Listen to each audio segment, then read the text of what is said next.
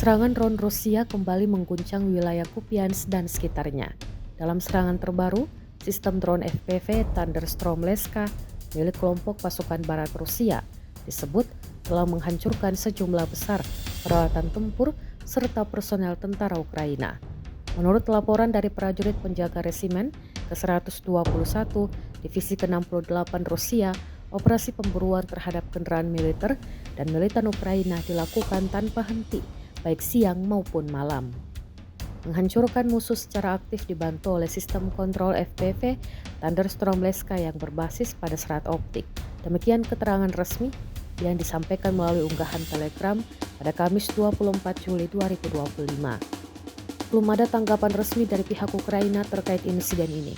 Namun, laporan dari medan pertempuran menyebutkan peningkatan aktivitas udara di wilayah tersebut dalam beberapa hari terakhir.